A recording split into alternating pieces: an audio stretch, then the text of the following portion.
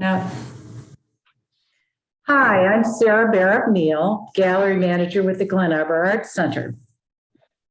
Today, as part of the Art Center's Telling Stories exhibit, we're exploring some of the stories that are part of this region's history, one of which is about the Leelanau County Poor Farm.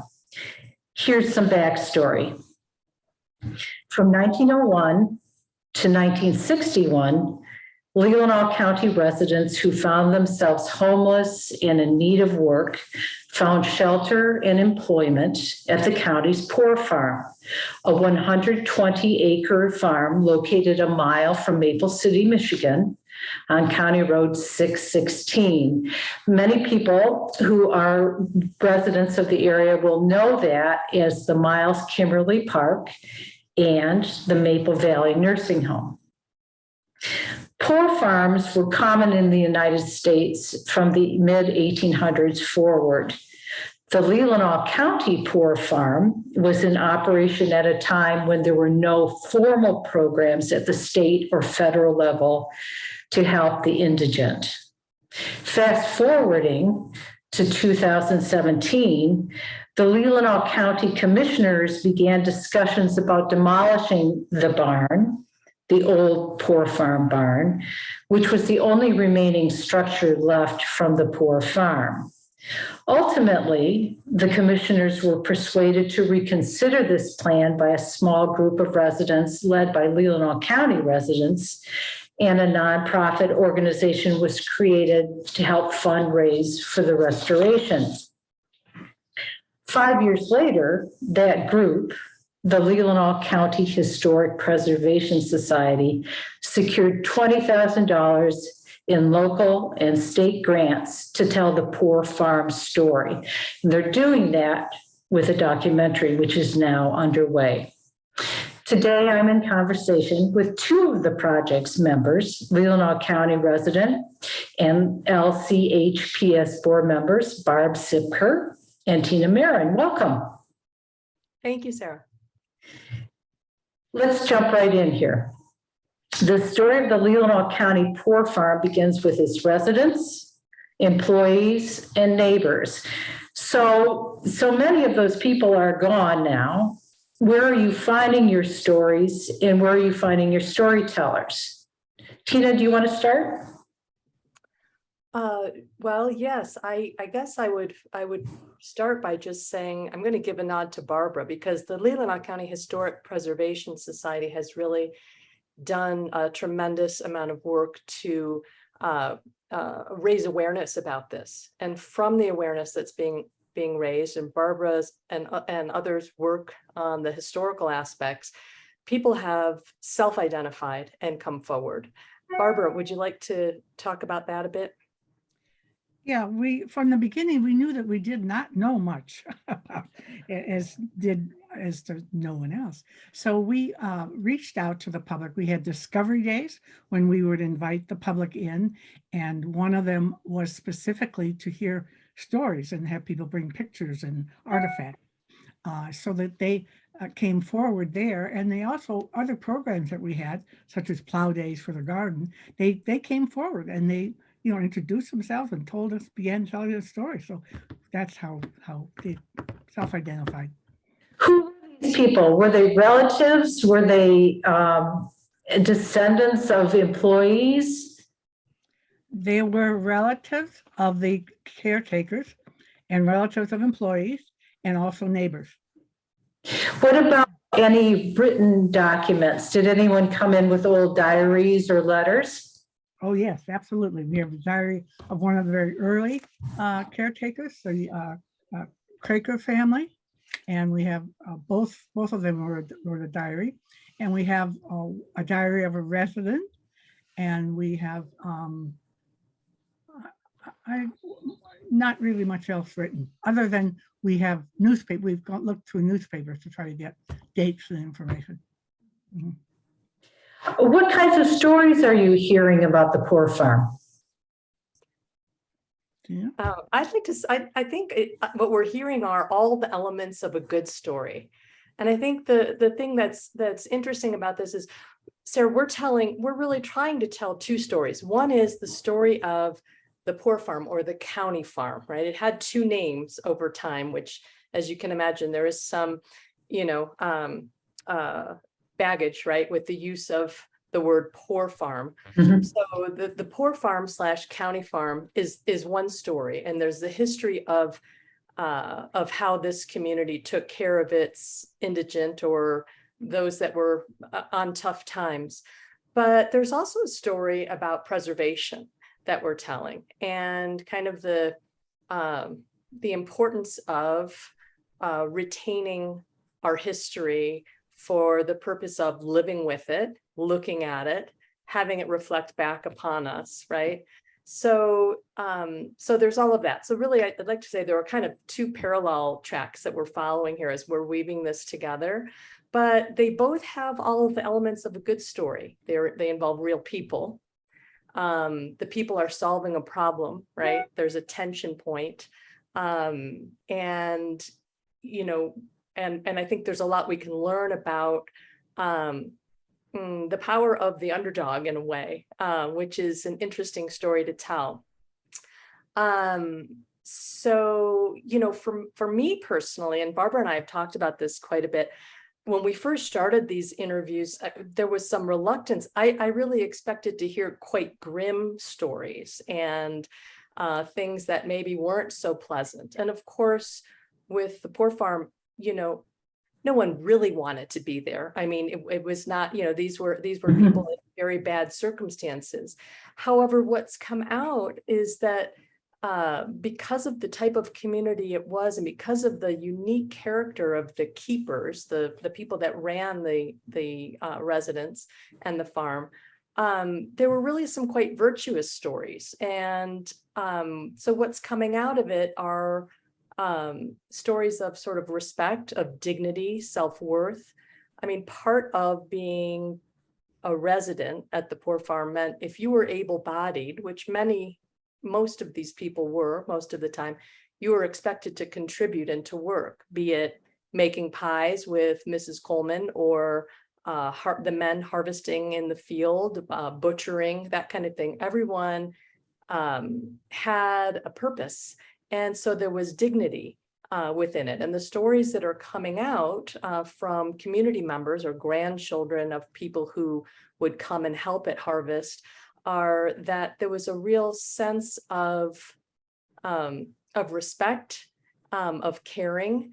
And I don't want to kind of over idealize it, right? But I think that it was not, these were members of the community. Some of them had lost their farms, right, during tough times. So they had been neighbors who ended up in the poor farm house for reasons that may or may not have been in their control, but people really came together. And so those are some of the stories that we're hearing.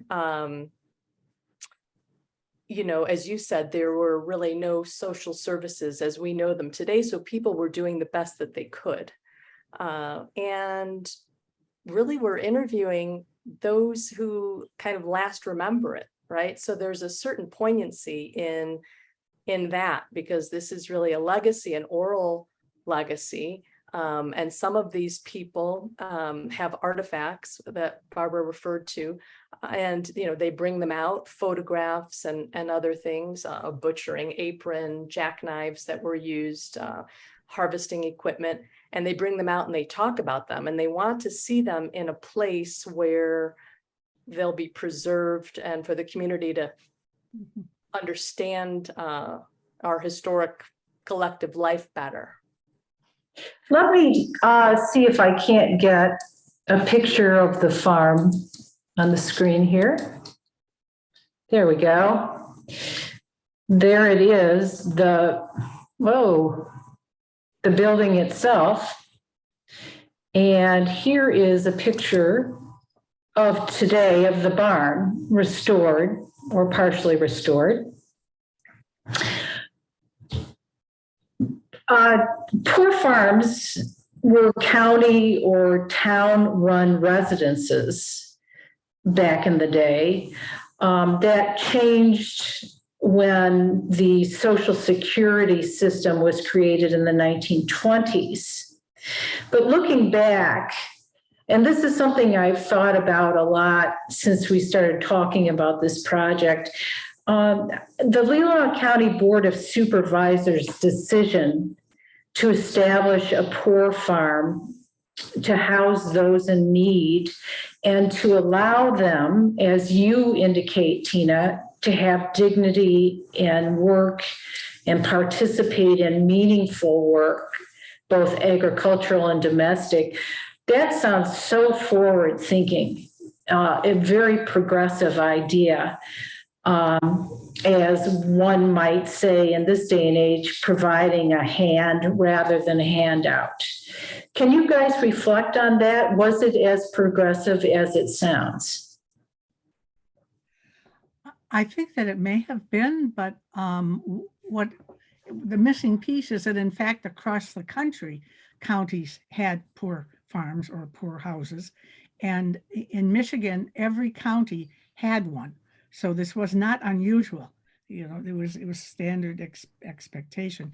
I think the reference that the residents feel very strongly about here in the community is that it not be called the poor farm, it instead be called the county farm. And I'm not sure that, or county infirmary was the other term used. I'm not sure that that was prevalent across the country, but it certainly was in our county. Tina, go ahead. Yeah, I was just going to add, you know, there's a tremendous, I mean, you don't know what you don't know until you encounter it, right? And I think what we've learned in working with other historians and, for example, the Library of Michigan researchers there, Adam Oster has given us a great overview. In fact, Barbara organized a presentation that he gave to the community locally about some of this history. But you know, there are tomes written, right, of course, on poor law, which go back to, you know, Elizabethan and probably other legal histories. But here in the county, the superintendents of the poor, there were two, they were appointed. And we went back, Barbara and I and others from the Leelanau County Historic Preservation Society went, and we read through all of the Board of Supervisors minutes in the county from 1863 through the 70s to try to garner some information. Unfortunately, there's not a lot at the township level that we've been able to identify, but at the county level. And at every meeting, there was a report from the superintendents of the poor. And of course, you know, this was a time, I mean, it's interesting to put this in perspective,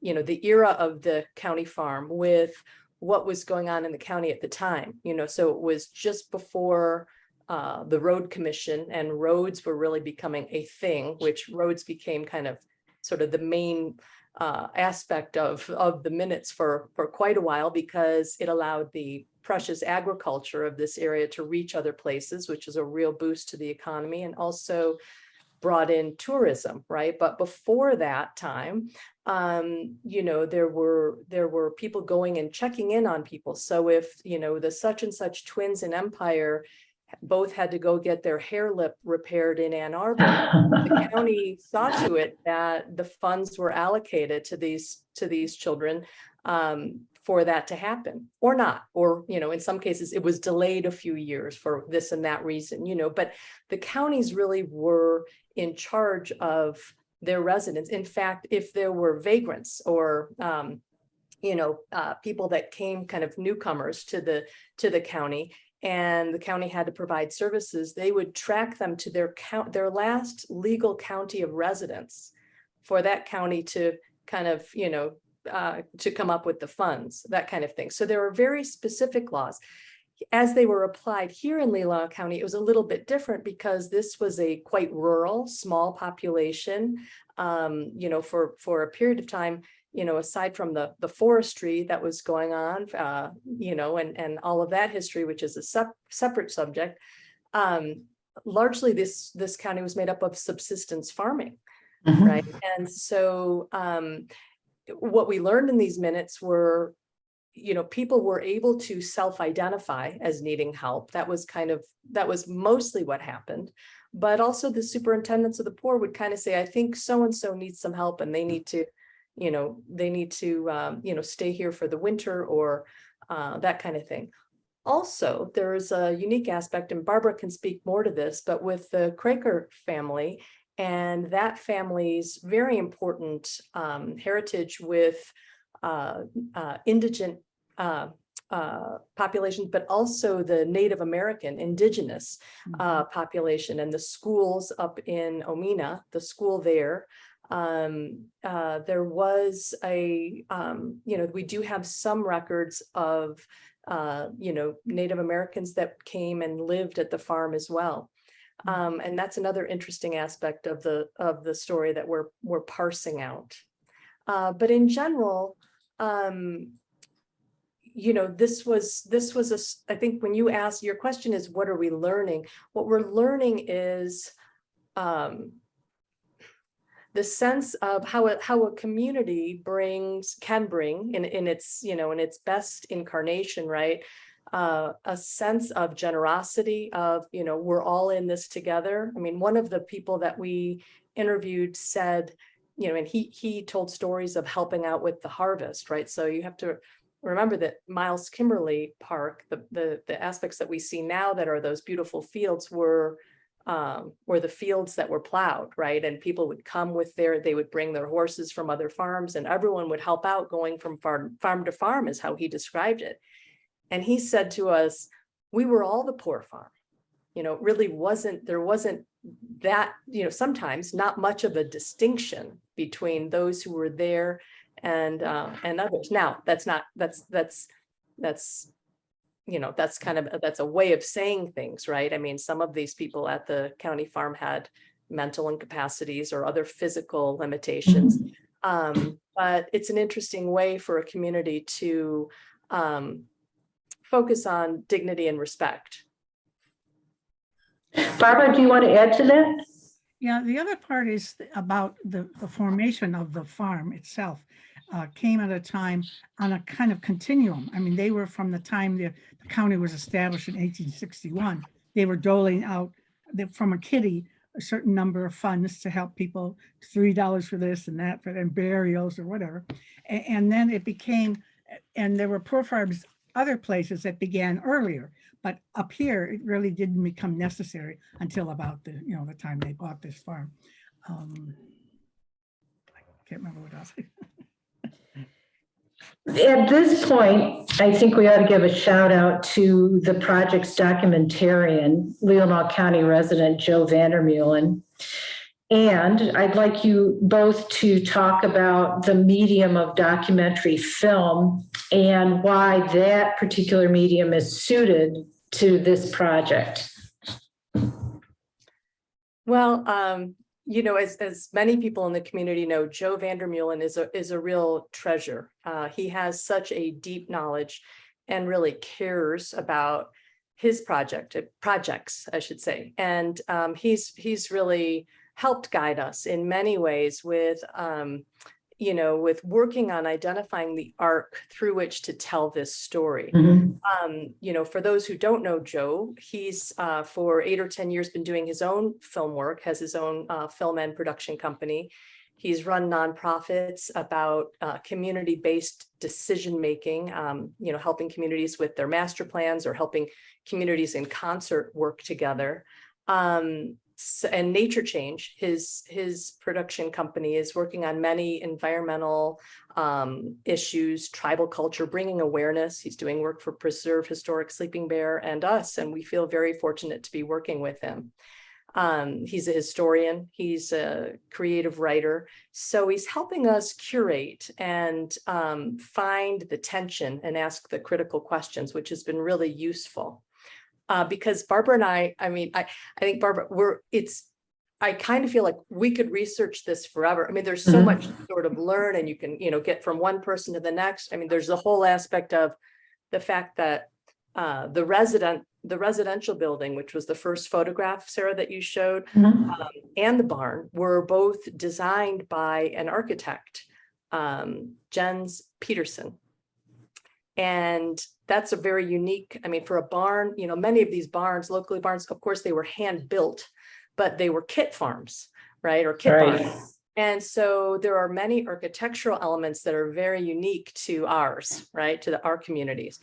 So going back to your question about, you know, documentary storytelling as a medium, you know, this is a historical documentary, right? So we're really trying to present something as we, you know, we're doing interviews, but we're also doing what Joe has, you know, and what is known as B-roll, right? So finding things, you know, that are background shots, people making the pies, men smoking tobacco, you know, the harvest work that's going on, that kind of thing that will be rolling in the background, you know, as some of this information is being relayed to make it interesting and engaging. So we're trying to present something that's visually rich, which film can do, and vary the narrative in a way so we can better understand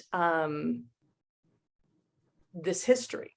And so there are going to be names, faces, places, and we're trying to get, you know, we're visiting, for example, the cemetery where, and Barbara, you can speak to that, you know, where some of these people are buried, some of the things that we're able to find. And there's not a ton we can find on that because some of these histories were not saved, but, you know, we're trying to showcase the artifacts and really bring to life the historical record. And so, you know, we don't want it to be like, you know, a classic 1970s film strip that we all sat, or at least we three have sat through, not all, but, you know, many of us sat through where, you know, you're just sort of learning the chronological narrative. We're really, with Joe's help, trying to bring this to life through the faces, through the personalities and characters that we're interviewing.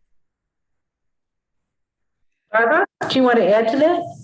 Yeah, I mean, this is new knowledge in many respects, and we want to be able to, and it's only going to be 24 minutes long, so it's not like it's a long documentary, but we would like to present that to various groups in the community, you know, libraries, history societies, put it into a documentary festival or get it onto NPR.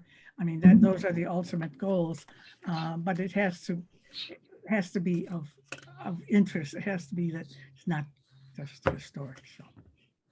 Yeah, it's not a point and shoot thing and ask people to talk. There needs to be some crafting and artistry involved with it. It's B-roll. What do you guys think, hope, or imagine this documentary can add to the Leelanau County historical record? But even maybe of more interest is, why do we want to preserve this history and why do we want to know the story? It's a simple question, guys. Come on. Well, I'll start.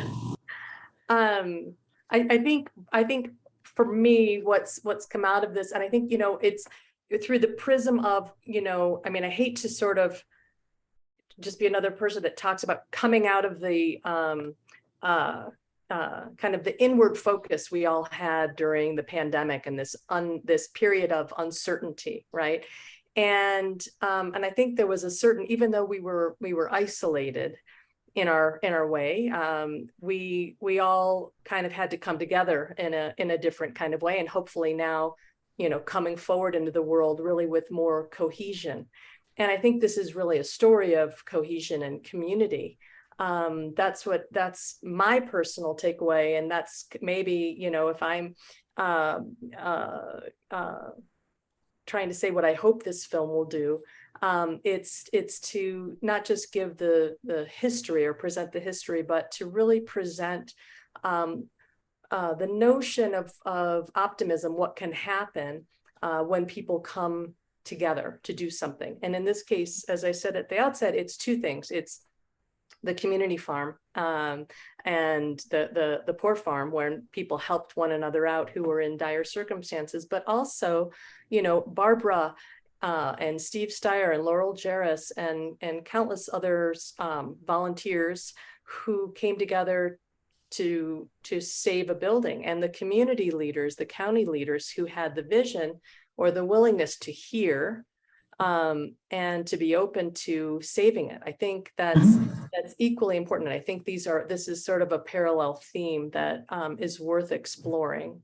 We as a nonprofit, the Leelanau County Historic Preservation Society, we are now with the county forming a joint commission on future use for the farm. And we've spent several days in, full day offsites, imagining and really trying to critically think about what would be a beneficial use for this space and how to tie its past to its future. And, one of the things that I think we've, we haven't ruled out anything, of course, and it's not entirely up to us, but some of the ideas that we're talking about are, the ideas of adaptive use. And I think one of the things that's interesting to explore is adaptive use in preservation. This is not going to be a site for a B&B or wedding venues or, some fancy restaurant, most likely. It's going to be something that's educational, that ties this community to its history. And there are good examples in the community of historic preservation when that's been the case. But we feel that this is something that's important to us to do, whether it be tied to agriculture or agricultural education, a museum history of some sort, community gathering, maybe workforce housing, or a place where people can talk about some of the pressing social issues of this time. One can drive up and down County Road 616, and as I have done for so many decades, and drive back and forth in front of and back again this land, and have no clue what preceded what's there right now. I started out this question by talking about come on guys, answer it. It's a simple question. And I was being facetious, because unraveling all that history and putting the pieces back in place so people can begin to understand the history of the place they love, that Miles Kimmerly Park wasn't always there. It was something else. And what this means in the whole scheme of what Leelanau County is, it sounds like a simple thing, but I think, as you guys are illustrating, it's so complex putting all the pieces together. Barb, do you have any thoughts about why you feel this story is important for people to know? Yeah, we're a small group to begin with, and we knew that we couldn't do it all ourselves, that we had to get the community and partner with the organizations that were already here, so that we involved right away Buckets of Rain, which is now Row by Row, so that the food that is raised there is distributed to all the local pantries and Goodwill and including the Maple Valley right there. And we also, the Historical Society, Leelanau Historical Society, has the collection of all of the poor farm information. That was begun as well. So we have learned a lot through that process. I think myself, what surprised me the most is that the feeling that it had as a family, that people that were involved in it really felt that this was their family. They'd ride horseback with a resident. They would learn to play cribbage. The men would take care of the little girls, chipmunks, feeding them with a bottle, and while school, and they really, it was all these relationships which were very important. That surprised me. Yeah. Well, I also want to give a shout out to your website, where people can go and read so much more about this project and about the farm itself. The website is lchp.org. And I want to add that Telling Stories, the exhibit, remains on view in the Art Center's main gallery through March 23. You can also look at it online. Go to glenarborart.com and click on the exhibits tab. So many thanks to both of you, Tina and Barb. I'm so appreciative. And thanks to everyone who watched. See you next time.